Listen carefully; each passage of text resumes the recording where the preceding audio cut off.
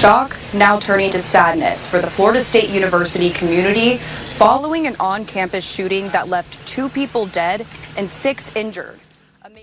What I want to comment briefly on is this past Thursday, there was a deadly shooting at Florida State University, which is up in Tallahassee, Florida.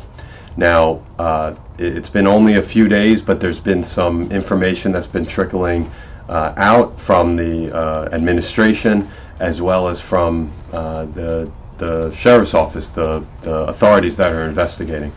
So what do we know? We know that there was an FSU student, Phoenix Eichner, who shot and killed 2 people and injured 6 more. So look, we don't know about if this was targeted, if there was any connection between Eichner and the victims.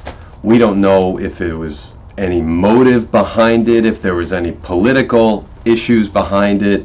There's still a lot of unknown, and I suspect as the coming days, we're going to get some more information. You know, in this country, in the U.S., we've really become accustomed to deadly shootings, mass shootings. It seems like there's one every month. Schools are a common ground where this occurs, whether it's universities, high schools, younger education, what have you. They are extremely vulnerable to these mass shootings of this type, or even of more significance, whether it's Parkland up in Michigan, Connecticut, wherever we've had these. So, you know, the problem is in these schools there's so many students and the authorities are really outnumbered. So when you have all these students and you have, you know, essentially target practice, where you have these people just walking around, it's very, very easy to, endeavor in something like this, take a few shots and you're going to hit something. It's not a big area. Usually people are confined and no one's expecting it. That's the problem here. So, you know, in this situation, what do we know about the shooter?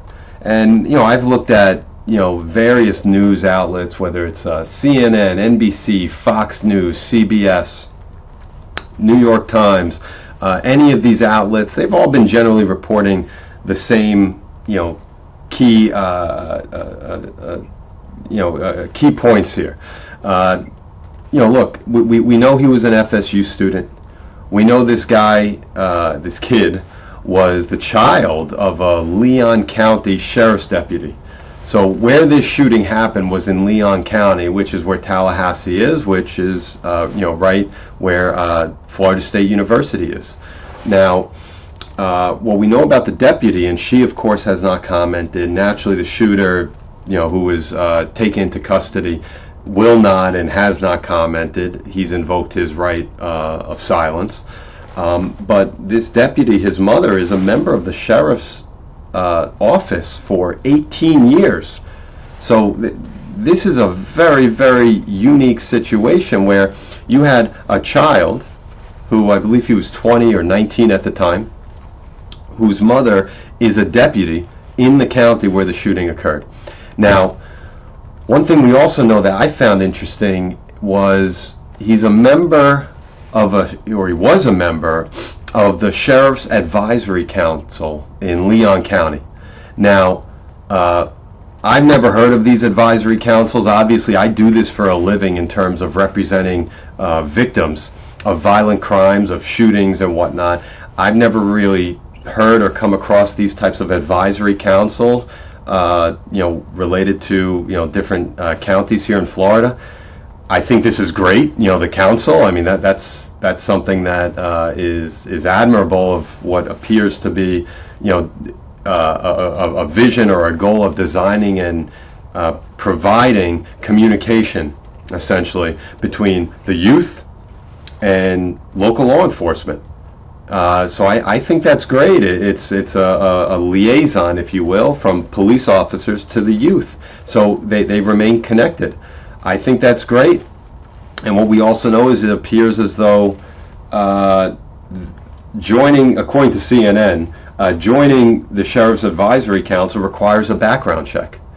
So really, he was in this advisory council, and presumably what we know now is he had to undergo a background check. But what we also know is apparently he was medicated. He had mental illness. He suffered, it appears, and this is what's being reported as of now, he suffered from emotional dysregulation. What is that? I had to WebMD it, all right, and ask a doctor friend of mine. But essentially, in layperson terms, it's the inability to manage or respond to emotions in a healthy or productive way.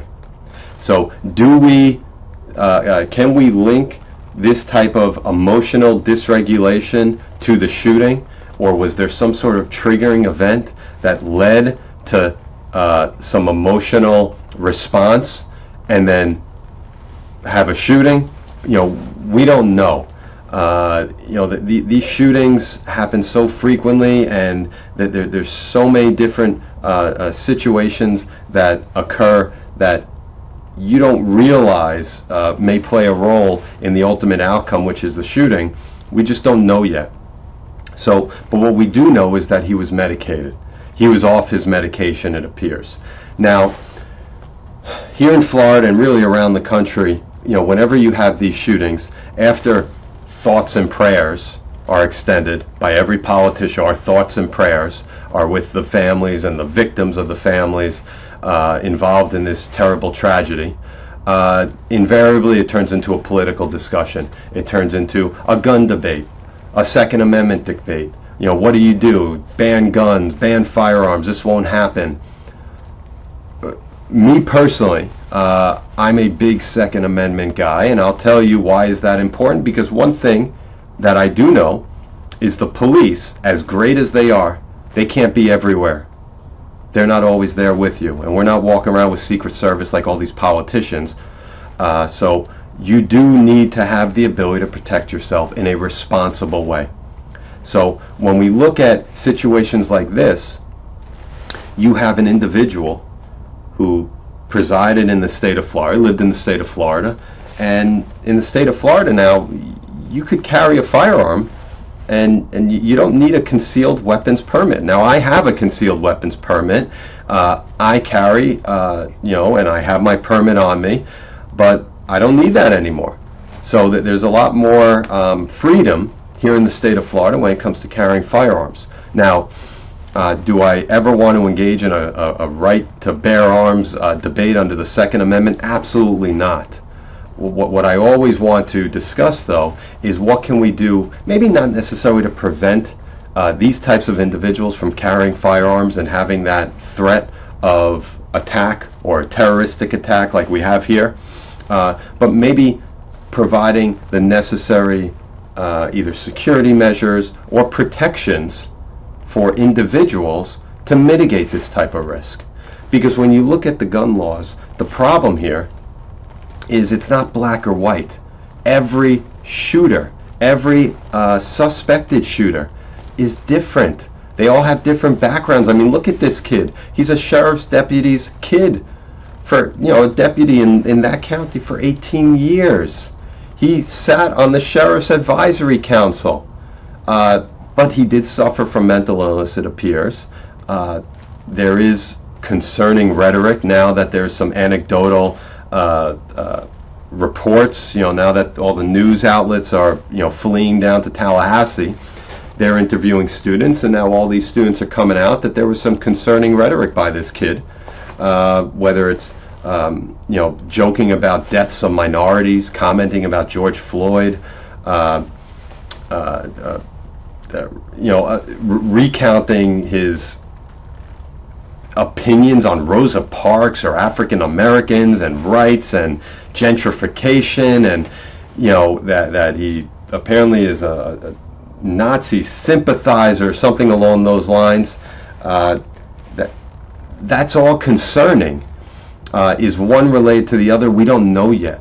But what I do know, and getting back to the Second Amendment, when you have these gun issues or gun debates, you have to take the individual into account. Just taking away guns is not the answer, because they're going to find their guns. They're going to find a way to cause great bodily harm to people if they really have that desire. They're gonna find a way illegally to do it. So in this situation, when you have students where they have they're recounting these memories of this kid, and they remember being in classes with him and hearing his commentary. And then on this day, what do we have? We have a shooting, and on this day, there was actually a for the Democratic Society, for the Tallahassee students for a Democratic Society, they had a protest scheduled that same day. Is one linked to the other? We don't know, but we do know he was a Republican. So were there political views that came into play here? We have no idea, but we do know that there was a protest scheduled. We do know that this guy, this killer, spoke out against protesters following the 2024 election, where Donald Trump was reelected.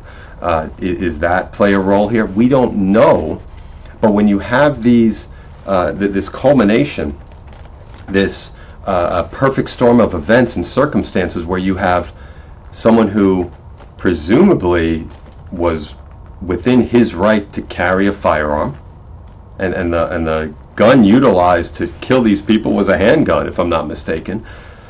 He was the son of a sheriff's deputy of 18 years. He sat on the advisory council, but he also suffered from emotional dysregulation, mental illness. We have recounts from students where they heard concerning rhetoric. And then today, or not today, on Thursday, you had a Democratic protest scheduled. Now, we don't know if it's all connected, but when you have this aggregate of events, and you have all of this culmination of circumstances, it becomes combustible. Something bad can happen.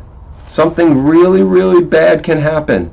And when that perfect storm comes into picture, and you don't have the right security measures in place, you potentially have students who aren't aware of the risk. So they're not vigilant when they're sitting in a student union. They're not. And you have faculty and staff who may not have been made aware of concerning rhetoric. You get 2 people killed and 6 people injured. So, look, the way I look at it is, I always look at it from a security standpoint. I'm not looking at it from a political resolution and, hey, get rid of guns or get rid of AR-15s, get rid of shotguns. He didn't use any of those guns. As far as I know, he had them on him. He had them in his car, so there might have been something worse. But he had a handgun.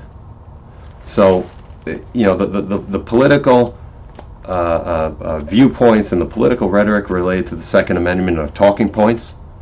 And that's fine for CNN, Fox News, MSNBC, CBS News, what have you. But from my standpoint, I look at it from a security standpoint. All right?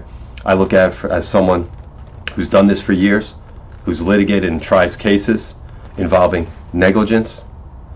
And when you have negligent security measures in place, or lack thereof, you got serious frickin' problems if something like this happens. When step after step after step, no one takes action. And that's what seems to have occurred here, is that you have all these warning signs of red flags, but no one knows what to do. There's no protocol in place. Hey, does FSU have a protocol where if you are a student and there are concerns that you have for your safety, or hey, I don't know, but it's something that rubbed me the wrong way, what do you do with that information? Who do you go to? Do you go to campus security? Public safety? A dean? A professor? Where do you go? A janitor? I don't know.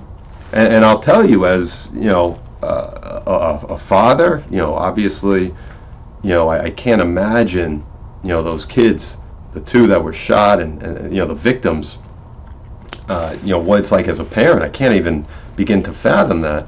But I always take it from more of a legal approach, and working with security experts as extensively as I have, what measures did they have in place? Obviously, you're not going to have metal detectors inside and outside every building like it's the airport. You know you can't surveil that way, and that's fine. But there are other security measures that could prevent these vulnerabilities from rearing their ugly head. Were there cameras? Is anyone monitoring those cameras? Entrance and exit points. Is there a bag restriction rule where you can't come in with a big duffel bag? A clear bag policy I know some schools have initiated. I know schools in Florida have initiated metal detectors, and that's a whole other thing in and of itself. Security officers, you have campus public safety. Florida State is a major university, Division I school, tens of thousands of students, tens of thousands of people in and out every day. You're big business also, no different than a shopping plaza or a big apartment complex. What are you doing to protect the people who are allowed to be there? What have they done? All I'm reading about is the shooter. He had these types of guns on him. He has got mental illness. But what about Florida State? What about the premise? What are they doing? They need to answer some questions. The administration needs to answer some questions as to, has something like this ever happened? Have you had trespassers? Is there any other crime on the property that you were aware of but you just turned a blind eye to because it didn't make the news? Until you have something like this happen. Typically, people think, oh, I get a one free murder rule as a property owner. You get one free murder, I didn't know it was going to happen, so now moving forward I'll take care of it. What the hell does that do for the people who got injured? What the hell does that do to the people who got killed? What the hell does that do for the families of those victims? It's ridiculous. And when I look at it, I get enraged, not because of Second Amendment issues or whatever rhetoric Fox News or CNBC, MSNBC or CNN is trying to put out. They all have agendas. But when it comes down to it, when it comes to security and what measures have to be taken, what the heck is the university doing, and they have to answer for it? That's typically where I come in. I come in after the fact. I make these property owners, I make these business owners, I make these universities answer for their indiscretions. They may want to deal with other extracurricular academic related issues, NIL deals for their scholar athletes. Give me a break. You allow, after all these school shootings, after all these events, let alone the state of Florida, where just a handful of years ago you had Parkland, and you allow something like this to happen. I think you had Virginia Tech some years back. Texas. I mean, how many other schools need to go through this before they wake up and say, hey, especially if you have the budget, what can we do? And if you don't have the budget, go petition for some grants, for some state grants, especially if you're Florida State University, if you're University of Florida, if you're University of Miami, if you're any of these other public universities in Florida, FIU, around the country, you're gonna be next. There's mental illness everywhere. There's carrying, in terms of firearms everywhere. But what are you gonna do about it? And that's where it's just enraging, and it's extremely frustrating. Because when I come in and I look at it, I could count on my hands, a single hand, how many times every security measure that should have been taken and could have been taken was actually taken that preceded a crime-related event that led to serious injury. Usually they don't, and that's the problem. And is it going to stop after this? Absolutely not. Am I confident of it? No. It's going to be a talking point. Like I said, it's going to be thoughts and prayers for another, handful of weeks. And then it'll just fizzle out until the next one, and then everyone gets enraged. But if you're a business owner, if you run a university, if you own a store, if you run an apartment complex, whatever it is, what are you doing to protect the people that are on your property that are essentially sheep? Because there are wolves out there, and that's what happens. The sheep are going to get slaughtered if they're not protected, and they have to be protected. You have a duty to protect them. But we'll see what happens. Talk to you later. Thank you for joining us. I'm Brandon Stein, and I am the victim's advocate. Your voice matters, and if you or someone you know needs representation, visit steinlaw.com or victimadvocate.com for more information. See you next time.